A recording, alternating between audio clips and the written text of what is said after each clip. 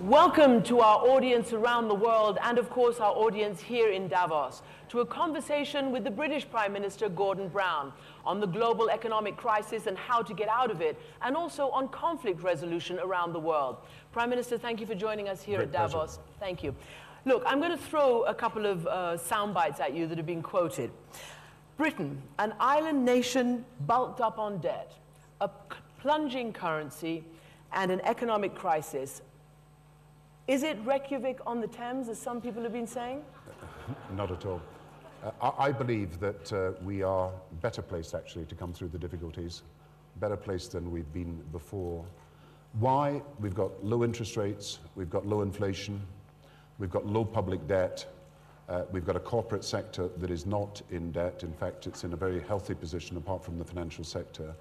And we're making all the big decisions that matter for the future. About planning, about science, about investing in skills, about making big decisions about airports, about our environment, the climate change. Now, we're making all these big decisions for the long term. What we've got, let's be honest about it, this is not a problem that any country can say is caused by letting inflation getting out of control. This was the usual problem for 60 years. We would come along to here and look at our economies, low inflation, low interest rate economies, they were. It's not a problem that's arisen from any macroeconomic failure in one particular country. This is a global banking crisis, and you've got to deal with it for what it is, as a global banking crisis. Single out one country or the other country and say that they've got particular issues is one thing, but actually if you don't understand what the problem is, you're not going to get to the solution. Well, can I just pick up on that then? Because, you know, a lot of people here have been saying, and I've been picking up from conversation with people, do we really know exactly what it is? And do we really know exactly the way out of it? Do you think enough confidence has been created here? What is the result of this few days of conversation in Davos? Well, this is the first financial crisis of the global age.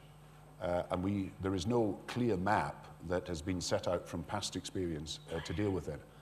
I'm reminded of the story of Titian, who's the great painter, who reached the age of 90, finished his last of nearly 100 brilliant paintings, and he said at the end of it, I'm finally beginning to learn how to paint. And that is where we are. We're learning all the time about how to deal with what are real problems for which we have no historical analogies to fall back on, because when the 1930s problems hit them, they did not have the global financial markets that we have today.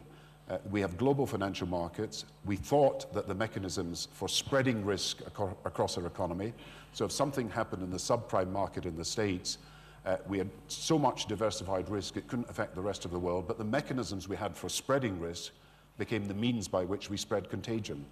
And that is why we have got to deal with this as a global financial crisis and a global financial system that needs to be rebuilt. We would have had to do it anyway because we're in a global economy. All the different changes we've got to make in our global society for the future, climate change, dealing with the energy gap and the energy problems, dealing with the inequalities in the poorest countries, all these changes are going to have to be made to establish a global society. But we should not retreat from the idea that we can solve these problems and still believe in the idea of an open, free market, flexible, inclusive, and sustainable globalization. And that's what I believe in. All right, so the next question then is people's concern about protectionism, trade tariffs. There's a lot of talk about how are we going to rewind from this situation right now. People are worried about too much state infusion and about protectionism. How can you guarantee that there won't be these protectionist policies? Well, there is an implicit protectionism, I'm afraid, in what is happening at the moment, and we've got to deal with this. What's happening now is that countries which have had foreign banks investing in them are seeing the withdrawal of capital. So it's no accident that crises have been sparked in the Eastern European countries in recent weeks because of the flight of capital and then the need to rely on the International Monetary Fund to protect them.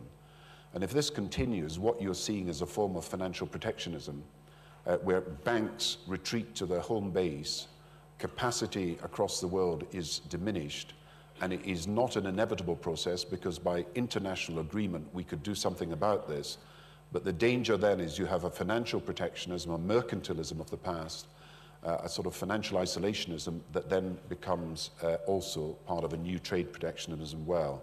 So I think we should alert ourselves this week to the problem that we face in the loss of capacity by domestic banks pulling out of foreign countries and removing capital. I mean, I think there's one figure about the emerging market countries that net lending will fall from $1 trillion 2 years ago to 150 or 160 billion in this year, and that is a dramatic loss of capital from the emerging market countries, and we have got to be ready to do something about it. Now, the good thing is, I think we know what we can do about this, but the important thing is to understand the problem before you actually reach the solution. So let's say the bank, the Royal Bank of Scotland, which you've now taken, the government has taken a 70% stake in, again, raises fears of nationalization. How do you, given the fact that you have done this, how do you then rewind once the crisis is solved? I mean, how do you not go into nationalization? This is not, let's be honest, this is not about whether you nationalize a bank or not, or what the share structure of a bank is. This is about the resumption of lending and how that can happen. I mean, the stages are stop the collapse of the banks by capitalizing them, get fiscal and monetary policy, get interest rate cuts, and get money into the economy so that you have purchasing power and an ability to replace the lost economic activity. But then to make that really happen, you've got to get the expansion of lending by the banks. But I would say our banking problem is a bit more different from whether you have shares in this or shares in that. You know, the Latin word credit, Latin word for credit is the same as the Latin word for belief or trust. And this is a crisis in confidence, a crisis in trust in the banking system.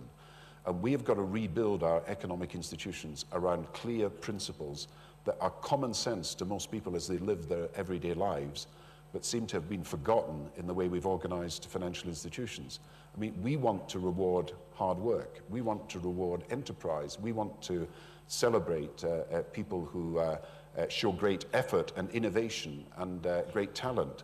And we've got to make sure that our banking system is built around rewards for that and not for short-term irresponsible risk-taking and excess.